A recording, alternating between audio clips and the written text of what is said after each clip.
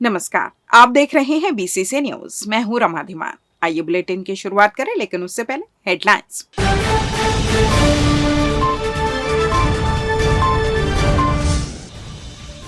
स्वास्थ्य केंद्र का होगा कायाकल्प, कलेक्टर पहुंचे सीपत, दिए निर्देश। छात्रा से छेड़छाड़ का मामला, स्कूल शिक्षक पर कार्रवाई की मांग। सूर्यघर बिजली योजना, लाभान्वित हो रहे हितग्राही। और चक्रवाती तूफान फेंगल का असर, कई क्षेत्रों में बारिश की संभावना। हेडलाइंस के बाद खबरें विस्तार से।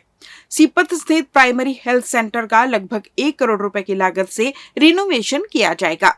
विभिन्न योजनाओं के कंजर्वेशन से राशि जुटाई जाएगी। कलेक्टर अवनीश शरण ने इस सिलसिले में अस्पताल, भवन और परिसर का स्थल निरीक्षण किया। उन्होंने डॉक्टरों और इंजीनियर्स के साथ बैठक इसकी कार्य योजना बनाई। उन्होंने अगले 3 महीने में यह कार्य पूर्ण करने की जिम्मेदारी कार्य एजेंसी को दी। कलेक्टर ने अस्पताल परिसर में बने शासकीय आवास गृह में रहने वाले स्वास्थ्य कर्मियों की समस्याएं भी सुनी और रिनोवेशन की कार्य योजना में इसे शामिल करने के निर्देश दिए। कलेक्टर ने इलाज कराने आए मरीजों से भी मुलाकात कर अस्पताल की व्यवस्था के बारे में जानकारी ली। महिला वार्ड भी गए, उनसे चर्चा कर प्रसव सुविधा के बारे में पूछताछ की। बताया गया कि बीते रात 3 प्रसव हुए हैं। जच्चा बच्चा दोनों सुरक्षित है। महीने भर में औसतन 90 प्रसव दर्ज होते हैं। उन्होंने कहा कि ठंड का मौसम शुरू हो चुका है। अस्पताल में भर्ती सभी मरीजों को कंबल वितरित किए जाए।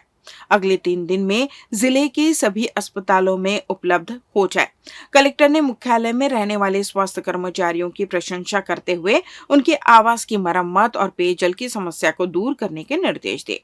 उन्होंने अस्पताल परिसर में सिम्स के 2 खाली पड़े हॉस्टलों का इस्तेमाल मेडिकल वार्ड के रूप में करने की अनुमति भी प्रदान की। रविवार को संविधान दिवस समारोह का आयोजन ग्राम करही पारा नीरतू बौद्ध विहार में डॉक्टर अंबेडकर युवा मंच सूर्यवंशी समाज बिलासपुर के तत्वाधान में किया गया। 26 नवंबर का दिन आजाद भारतीयों के जीवन का बड़ा ही गौरवशाली दिन है। 26 नवंबर सन 1949 को आजाद भारतीयों द्वारा अपना लिखित संविधान आत्मर्पित कर अंगीकृत किया गया। तब हमारे देश की पराधीनता समाप्त हुई और गुलामी की बेड़ियां कटी।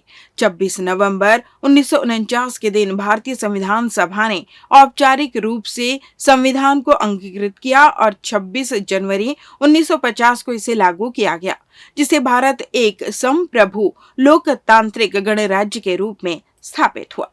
2015 में भारत सरकार ने 1949 में भारतीय संविधान को अंगीकृत किए जाने के सम्मान में औपचारिक रूप से 26 नवंबर को संविधान दिवस के रूप में घोषित किया। तब से प्रत्येक वर्ष इस दिन राष्ट्र संविधान को अंगीकृत किए जाने का जश्न मनाया जाता है।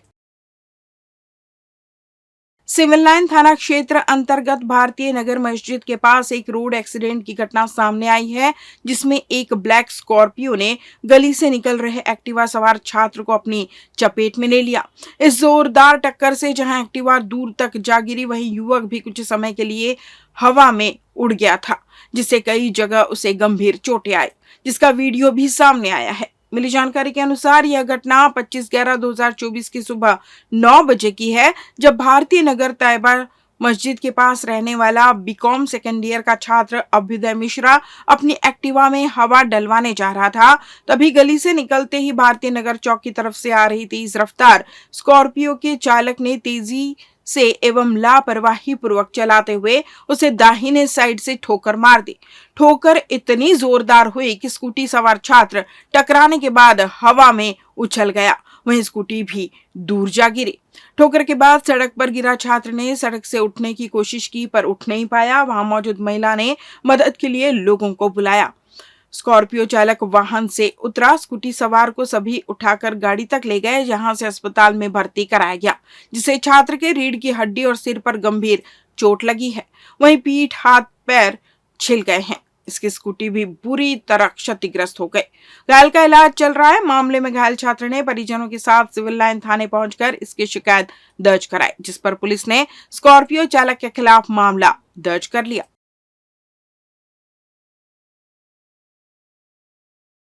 मसूरी जनपद क्षेत्र के ग्राम पंचायत पचपेड़ी के Swami Atmanand English medium school के प्रयोगशाला सहायक शिक्षक मोहम्मद शहजाद ने अपने ही स्कूल के छात्रा से छेड़खानी की है, जिसकी शिकायत मिलने पर शिक्षा विभाग में हड़कंप मच गया है। एक हफ्ता गुजर जाने के बाद भी शिक्षा विभाग द्वारा कोई कड़ी कार्रवाई दोषी शिक्षक के ऊपर नहीं की गई है, जिससे यह स्पष्ट नजर आ रहा है कि कहीं ना कहीं शिक्षा विभाग दोषी शिक्षक को बचाने की कोशिश कर रहा है। नाबालिग छात्रा से हुए इस घटना के बाद भी शिक्षा विभाग अपने हरकत में नहीं आया है। उल्टे अपने विभाग के शिक्षक को बचाने की कोशिश की जा रही है, जिससे ग्रामवासी के साथ साथ छात्रा के परिजनों में भारी रोष देखने को मिल रहा है। पचपेड़ी आत्मानंद स्कूल में यह छेड़खानी की घटना पिछले हफ्ते के शनिवार को हुई थी। इसकी जानकारी के बावजूद स्कूल के प्राचार्य संतोष कोशले इस मामले को दबाने के लिए अपनी पुरजोर कोशिश में लगे हुए हैं। राजनीतिक पहुंच के साथ साथ शिक्षा विभाग के उच्च अधिकारियों से भी अपनी पहुंच पावर का उपयोग करते हुए नाबालिग छात्रा से हुई छेड़छाड़ की इस मामले को दबाने के लिए अपनी पुरजोर कोशिश में लगे हुए हैं। राजनीतिक पहुंच के साथ साथ शिक्षा विभाग के उच्च अधिकारियों से भी अपनी पहुंच पावर का उपयोग करते हुए नाबालिग छात्रा से हुई छेड़छाड़ की इस घटना को दबाने की कोशिश की जा रही है और शाला परिसर में हुई घटनाओं के साक्ष्य को मिटाने की कोशिश में जुटे हुए हैं। नाबालिग छात्रा के परिजनों ने शिक्षा विभाग के उच्च अधिकारियों से शिकायत की, तब जाकर शिक्षा विभाग के कुछ अधिकारियों ने इसको संज्ञान में लेकर तत्काल कार्रवाई के आदेश मस्तूरी विकासखंड शिक्षा अधिकारी को दिए, जिसमें टीम बनाकर मस्तूरी शिक्षा विभाग के अधिकारी जांच के लिए स्वामी आत्मानंद स्कूल पचपेड़ी पहुंचे, जहां नाबालिग छात्रा से हुई घटना की सत्यता सामने आई। वहीं इस मामले में मस्तूरी विकासखंड शिक्षा अधिकारी ईश्वर सोनवानी का कहना है कि मामले की शिकायत पर स्वामी आत्मानंद स्कूल पचपेड़ी में जांच टीम बनाकर पहुंचे हुए थे, जहां पर छात्रा के साथ हुए छेड़खानी की शिकायत सही पाई गई और मौके पर दोषी शिक्षक के ऊपर कार्रवाई करते हुए जिला शिक्षा अधिकारी को जानकारी दी गई है।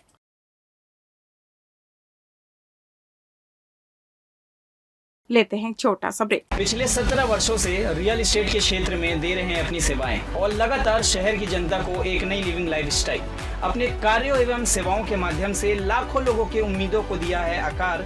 इसलिए जिले में ही नहीं पूरे प्रदेश में इनकी पहचान है बरकरार। आपके सपनों के घर को हकीकत में बदल कर है दिखाना, इसलिए आपके लिए लेकर आए हैं भाटी आशिया।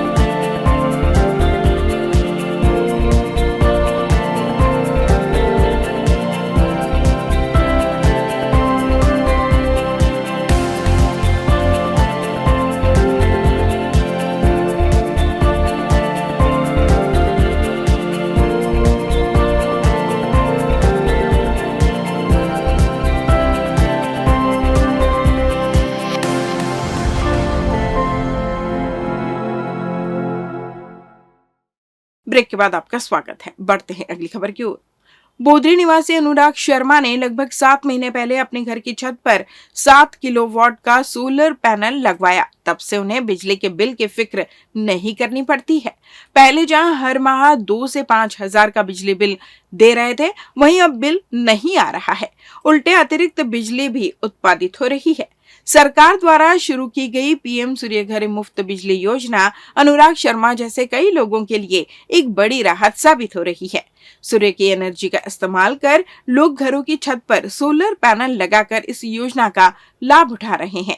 अनुराग शर्मा ने इस योजना के लिए प्रधानमंत्री नरेंद्र मोदी और मुख्यमंत्री विष्णुदेव साय का आभार जताते हुए बताया कि उन्होंने अपनी छत पर 7 किलोवाट का सोलर पैनल लगवाया है, इसलिए उन्हें सरकार से 78,000 की सब्सिडी भी मिली है। इससे उन्हें आर्थिक बचत हो रही है। वे कहते हैं कि पहले जहां हर माह 2 से 5 हजार बिजली बिल देते थे, वहीं अब बिजली बिल क्या होता है हम भूल ही गए हैं। यह बहुत ही अच्छी योजना है, सभी को इसका फायदा लेना चाहिए। इस योजना के अंतर्गत शासन द्वारा शहरी एवं ग्रामीण घरेलू विद्युत उपभोक्ताओं को अपने घरों की छतों पर रूफटॉप सोलर प्लांट स्थापित करने के लिए प्रोत्साहित किया जा रहा है। यह 7 किलो का सोलर पैनल 7 किलोवाट का सोलर पैनल मैंने पीएम सूर्य घर योजना से लगवाया हुआ है, जिसमें मुझे 78,000 रुपए की सब्सिडी मिली है। सोलर पैनल लगवाने के बाद मेरा बिजली बिल 2,000 रुपए से घटकर शून्य हो गया है। मस्तूरी थाना क्षेत्र अंतर्गत ग्राम डोड के निवासी अंकुश कुमार तिवारी राजमिस्त्री का काम करता है, जो शनिवार शाम गांव में ही एक दुकान के पास बैठा था। तभी गांव का ही दुष्यंत सिंह मरकाम बेवजह वहां आकर गाली गलौज कर विवाद करने लगा। जब बीच बचाव करते हुए प्रार्थी अंकुश कुमार ने विरोध किया तो आरोपी ने अपने पास रखे हंसिये से उस पर जानलेवा हमला कर दिया, जिससे प्रार्थी के हाथ, कलाई और भुजा में चोट लगी है, जिससे वह लहूलुहान हो गया। हमले से घायल प्रार्थी की शिकायत पर पुलिस ने दुष्यंत सिंह मरकाम के खिलाफ मामला दर्ज कर लिया है। संभाग में एचआईवी एड्स के बढ़ते मरीज की संख्या का आंकलन इसी से लगाया जा सकता है कि साल 2015 से 2024 तक जिले में 4,534 एड्स मरीज मिल चुके हैं। हर दिन जिले में औसतन एक नए मरीज की पहचान हो रही है। वहीं इस साल के 11 महीने में 629 एड्स मरीज मिले हैं। एड्स मरीजों के आंकड़ों का खुलासा सिम्स के एआरटी सेंटर से हो रहा है। यह सेंटर मरीजों की तलाश करने के साथ उन्हें दवाओं के माध्यम से नया जीवन देने का काम कर रहा है। जानकारों के अनुसार चिंता की बात यह है कि अब भी आधे मरीजों की पहचान नहीं हो पाई है। 1 दिसंबर को पूरे विश्व में विश्व एड्स दिवस मनाया जाता है। इसका उद्देश्य लोगों को एड्स जैसी जानलेवा बीमारी से बचाना है। इसके लिए जागरूकता कार्यक्रम भी चलाया जा रहा है। इस प्रयासों के बाद भी यह जानलेवा बीमारी नियंत्रण से बाहर है। सिम्स के एआरटी सेंटर में एड्स पीड़ितों का उपचार करने के साथ उन्हें समाज के मुख्य धारा में जोड़ने का प्रयास किया जा रहा है। 2010 में सेंटर खुलने के बाद से लगातार मरीज सामने आ रहे हैं। वहीं ज्यादातर मरीज 2015 से मिलने शुरू हुए हैं। 2015 तक इनकी संख्या सिर्फ 156 थी। वहीं ज्यादातर मरीज 2015 से मिलने शुरू हुए हैं। वहीं 10 साल में अब मरीजों की संख्या 4,534 पहुंच चुकी है। बंगाल की खाड़ी पर बना तूफान फेंगल तमिलनाडु, आंध्र प्रदेश और कर्नाटक में अपना असर दिखाने के साथ ही अब छत्तीसगढ़ को भी प्रभावित कर रहा है। 2 दिनों से बादल छाए हुए हैं और कई क्षेत्रों में हल्की बारिश की भी संभावना बनी हुई है। बदली की वजह से ठंड कम हो गई है, जिसके 3 दिनों बाद बादल छटने के बाद बढ़ने की संभावना है। मौसम विभाग के अनुसार अगले 4 दिनों में तूफान का असर दक्षिण छत्तीसगढ़ में बारिश के रूप में पहुंच सकता है। वहीं अनुमान है कि 5 दिसंबर तक प्रदेश में कहीं-कहीं बारिश हो सकती है, जिसके बाद तापमान गिरने से ठंड बढ़ेगी। इस बुलेटिन में बस इतना ही।